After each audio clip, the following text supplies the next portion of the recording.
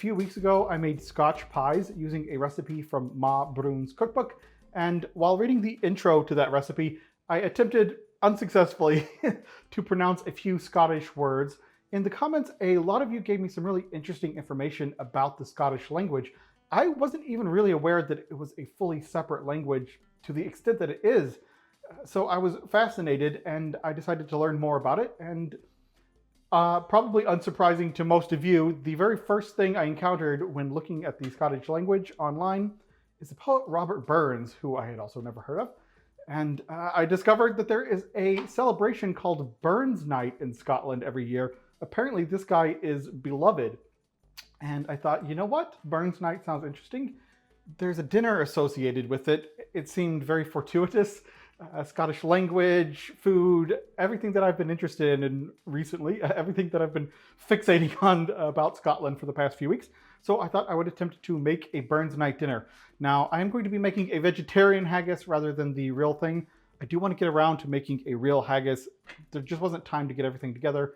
And I can find some organ meats, but they are crazy expensive here in Chicago. I'm going to also need to make some neeps and tatties, apparently, which here in the US, a neep is what I would call a rutabaga or a Swedish turnip. And for the tatties, I'm just going to use a basic Idaho russet potato here. So for the veggie haggis recipe, I did look at Ma Brun's cookbook a little bit. I didn't love the recipe that was in there. So I'm going back to the British Cookbook. It's got some pretty solid recipes. I have looked up a lot of haggis recipes online. I'm going to follow the one in here, although I am going to make one alteration. The haggis recipe in the British Cookbook doesn't include any suet. I am going to add a little bit of veggie suet to go with it. I also just got some affordable Scotch. Nothing fancy. I'm on a budget, but it seemed criminal not to have actual Scotch to go with the meal. And I'm also going to be making a whiskey cream sauce, so I needed some for that. Slàinte. Kind of sweet, kind of peaty, a nice burn on the end, tasty. Probably not the best idea to try several takes of that while filming a video, because I just had 3 drinks, one right after the other, and that was a bit much. Anyways, let's get on to cooking. Vegetarian haggis was first popularized by John McSween, a butcher who helped create it for the opening of the Scottish Poetry Library in January 1984. The success of that veggie haggis led McSween to expand his business and open an entire factory dedicated to its production. Veggie haggis is now commonplace on many Scottish menus. It says to start with 2 tablespoons of yellow split peas. Couldn't find yellow split peas. I'm using green. So I need 2 tablespoons. Just putting these into a saucepan. It does not seem like much, but there you go. I've got 2 tablespoons of pearl barley. In you go. Now I need 3 cups of veggie stock. 1, 2, and 3. And, this goes back on the stove and I'm going to cook it for 45 minutes on medium heat. While that's going, I want to start cutting up the neeps and tatties for cooking. I just have a Canadian rutabaga here. I have never cooked a rutabaga before, but I would guess you start by peeling it. And apparently this is a hybrid of a cabbage and a turnip. I don't really know much about these, although I would suspect they probably grow in colder climates, considering that they're popular in Scotland. And this one was grown in Canada. And coming from Oklahoma, with most of my ancestors having slowly migrated inward from the American South over the years, these were not at all on my radar. So I don't think they're very popular in the southern US. I don't like this thing.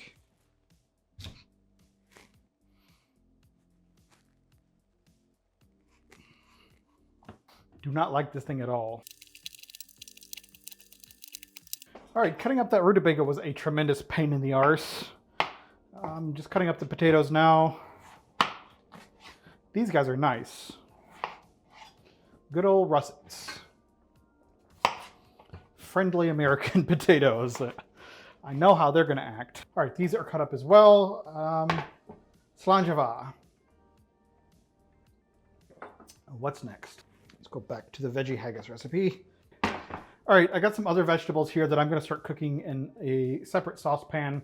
back yonder, so let's head back there. Okay, start by melting a quarter stick of butter, it says. So I have a carrot and an onion that I just chopped up finally, and I'm gonna saute these in here for 20 minutes. And I just have these cute little containers, mini blend containers that I use. I can just stick these straight on my blender and chop up the onion with it and then put the lid on it and it's ready to go. Put all that onion in there, put that carrot in there. So there is some fat from the butter. So do I need to use suet? I think the answer is yes. Seems strange to make a pudding, like a steamed pudding like this without suet. There's one thing I've learned so far, it's that making it without suet is grounds for disaster, such as when I did so with the, what was her name? I keep thinking Constant Spry, that's the last video. Fanny Craddock. I made Fanny Craddock's Christmas pudding and I didn't use suet in it and it didn't work out well. I'm never gonna make a pudding without suet again, so done. Trust my instinct. I could probably start boiling the neeps and tatties. But how many damn saucepans do I have? I'm gonna wait until these two saucepans are freed up and then I'm gonna use those to boil the neeps and tatties with while the pudding is steaming. I'll take a step away and come back. Slanchava. All right, I have the carrots and onions cooked down. The onions are nice and jammy. I have the peas and barley boiled and softened in here, and I'm going to start combining everything into this bigger stock pot. I have 100 grams of pinhead oats, which I have steel cut here in the US. Mixing those in. I have some chopped mushrooms. This is about 3 ounces. Mixing those on in. And it's at this point I'm going to go off script and add a little bit of vegetable suet in here. Just pour it a little bit with my heart. We'll see how good of a decision that ends up being. Here we go. This is going back on the stove to cook for another 30 minutes. While that cooks, I'm going to just set up my steaming situation here a little bit. So I just have this big roasting pan with the whatchamahoozit in it. What do you call that thing? Rack. And I am using a casserole dish for this. I need a pudding pan. Don't have one. I'm going to use a casserole dish, ceramic. I need to butter it generously with a quarter stick of butter. And putting all of this butter into the pan like this, I'm already rethinking my decision to put that suet in there. I don't know why I was thinking there wasn't any fat in this, because there's a lot of butter. I'm just going to need some foil to cover this all up. Just taking 2 pieces, laying them side by side, and then folding them over to make a pleat down the middle here. Now I've got a nice well-sealed seam so the steam won't come out of there. I'm just gonna set this to the side until I need it. All right, I'm gonna let that cook some more and then it'll be time to mix everything finally and then start steaming the haggis for 2 hours. While that's going, I can make the neeps and tatties. Let's finish off this first round of Scotch, Slanchava. While that continues to cook, I am going to continue to practice my address to a haggis. See if I can get it anywhere near correct. Slanchava. Fair fa, your honest, sunsy face.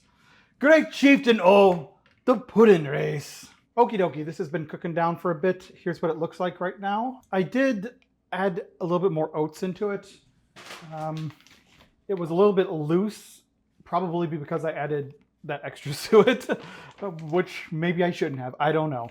But I just added in some rolled oats towards the end to thicken it up a little bit, and I'm happier with the consistency now. So we'll see. We'll see how it works out. What I need to do is add some seasoning. So a little bit of ground mace, sprinkle, sprinkle, sprinkle. A little bit of ground nutmeg, a little bit of allspice, and a little bit of black pepper. Let's give it a taste at this point, just so I can see how the seasoning is. Needs a lot of salt. Take another taste. I don't know how to describe that flavor. The salt seems balanced.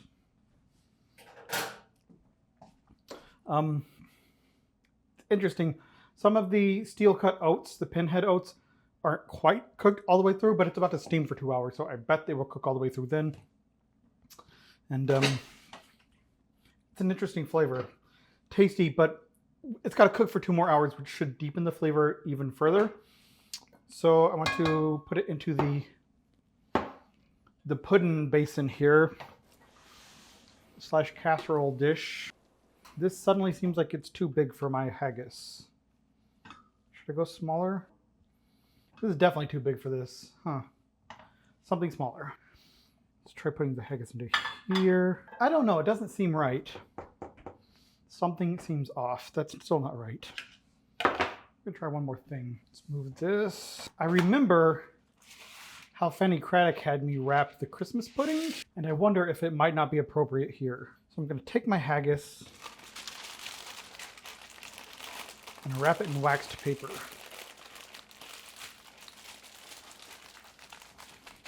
And then wrap this in foil.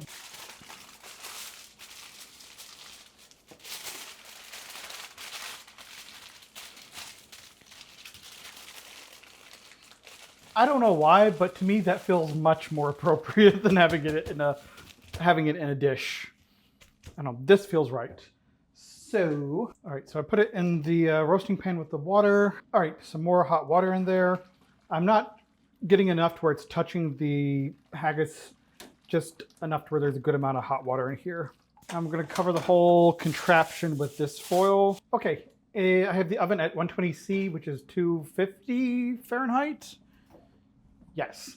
I'm gonna put it in there and give it a couple hours. Okay, while that is steaming away, there's a couple of things I need to do. I will boil the neeps and tatties, which is just sticking them in water and boiling them, not overly complicated. I'm going to have to make a whiskey cream sauce, which I'll come back and show that. And I also wanted to taste some Scottish tablet that I bought. I ordered from a Scottish supplier here in the US, Scottish Gourmet, I believe they are called. So I got some butter tablet, I got some Fanny hearty, and I got a shortbread mold press. So I do want to make, I think, Cullen skink with the Fanny hearty, and I want to make some shortbread. So those will be upcoming videos.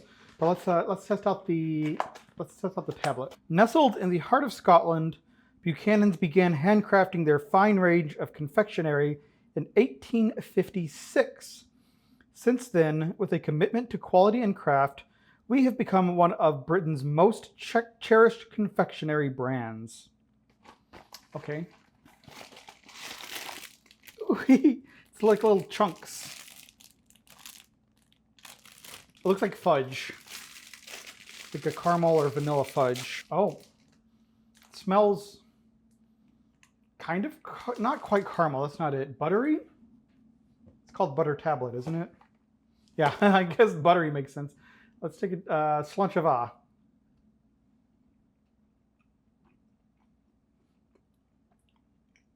Oh. Yeah, very sweet, very buttery.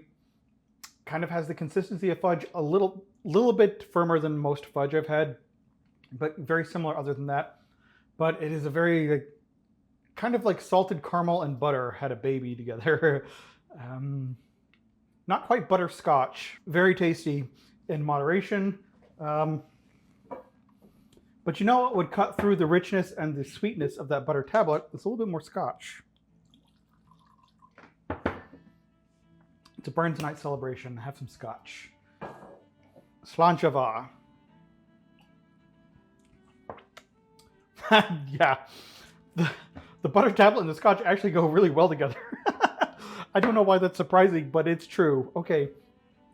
I'm going to start cooking the neeps and tatties before I drink too much and forget what I'm doing, and make the whiskey cream sauce. I'll be right back. All right, I am just at the stove here. I'm going to make the whiskey cream sauce real quick. I've got a tablespoon of butter melting. Going to add in a little bit of canola oil. I've got 2 shallots that I have diced up. I'm adding those in. And I'm going to cook these for 10 minutes until they're nice and softened. All right, after these have cooked for about 10 minutes, I'm adding in 100 milliliters of whiskey. Then I'm going to add 2 teaspoons of whole grain mustard. Mix that all in. Now I've got some heavy cream. I'm adding 250 milliliters of that. And I also have 2/3 a cup of stock. I'm using the same veggie stock that I used for the haggis, so it stays vegetarian. I'm adding that in.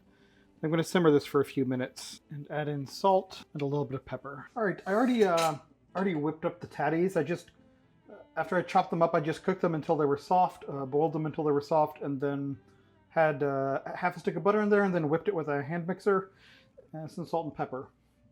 Now it's time to do the same thing with the neeps. These took longer to get soft, and I've never had these before, so we'll see how it goes. So I got the, whoop, that's hot. One large neep that I chopped up and boiled till soft. I'm adding in half a stick of butter in here. Hopefully that's soft enough. I think it is. Now I'm just going to go in with a hand mixer and whip this up.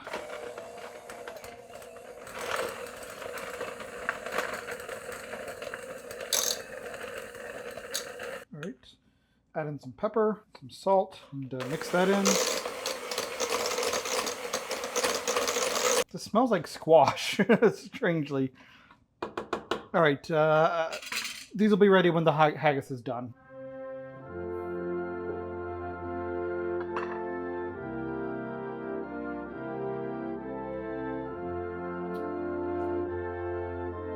Verify your honest, sonsy face. Great chieftain o' the Puddin race, aboon them all ye take your place, pinch, tripe, or therm. Well worthy are ye of a grace, as long as my arm. Okay, the actual address to a haggis is almost as long as my arm, but that's not for YouTube. Right now it is time to tuck into this, so let me go get my plate and I'll open this thing up. All right, I'm going to cut into this vegetarian haggis and see what it tastes like.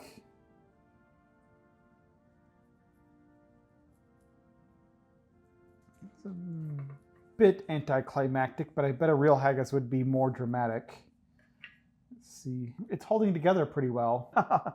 It smells very strange. I don't know how to describe it. Let's give myself a nice serving of it. We've got the vegetarian haggis, we've got the neeps, and we've got the tatties. And I have the whiskey cream sauce that I'm going to pour over, I guess, everything. I don't know how much I'm supposed to put. I went kind of heavy on it. But wow, it smells tasty and I am ready to tuck in. This wasn't necessarily a lot of work, but it was a multi-step process. It took me like 3 to 4 hours to do all of this with the filming and everything. So I have definitely worked up an appetite. Let's go in and taste this haggis. I just want to taste a little bit of the vegetarian haggis without the sauce on it first, and then I'm going to try it with the sauce on it.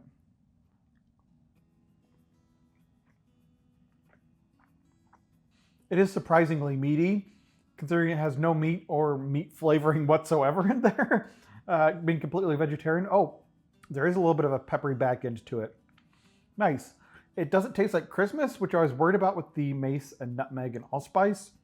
There's no meat, there's no lentils, there's no nuts. A lot of the vegetarian haggis recipes I saw called for lentils or nuts. This one didn't. I think I am glad I added the beef suet. Oh, there is beef suet. That probably adds a beefiness to it. And adding those extra oats, I think, was a good call for the texture because it helps it hold it together better. It's not falling apart. It's holding its shape like a pudding should. I'm very happy with how this came out. And I'm glad that I decided to wrap it this way, sort of slightly emulating a standard haggis instead of just putting it in a casserole dish. I don't know, that seemed inappropriate. So let me get some of this with the whiskey cream sauce, which smells amazing.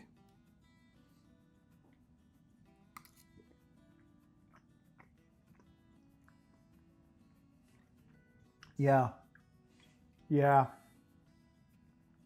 Creamy. It's got sort of an earthy peatiness to it.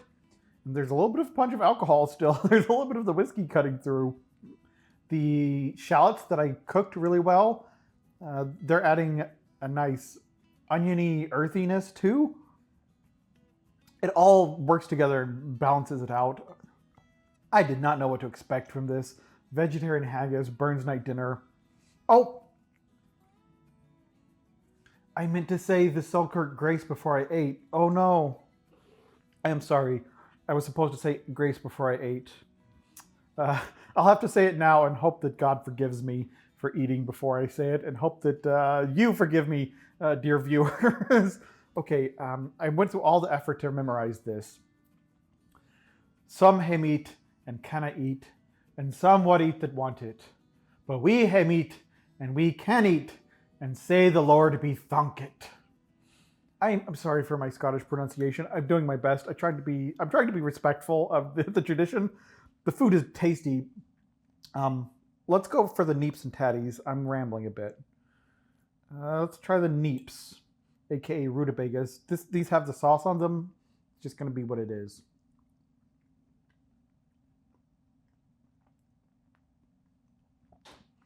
They're tasty. A little bit lighter than potato. It reminds me of spaghetti squash, taste-wise.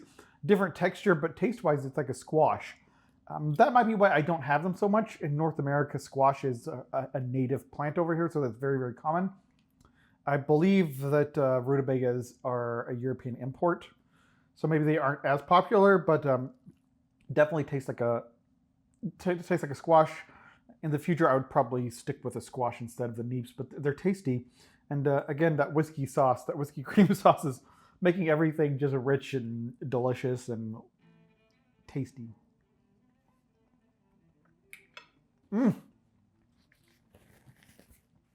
Y'all, this is good.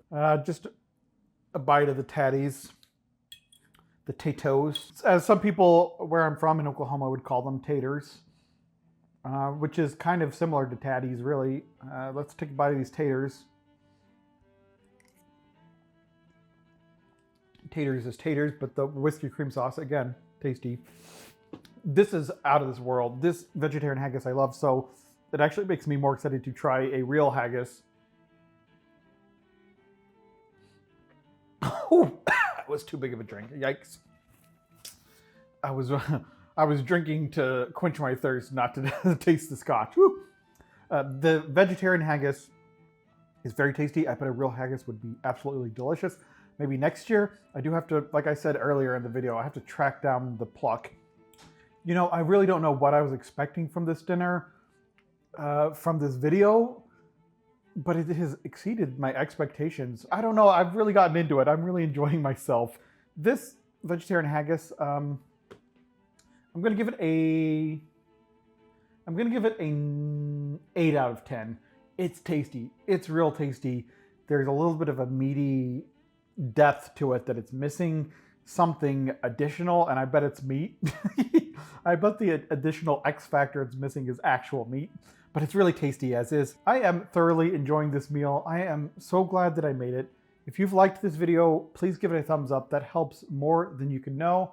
If you have not already and you would like to, please subscribe. Thank you so much for watching, and I will see you in the future.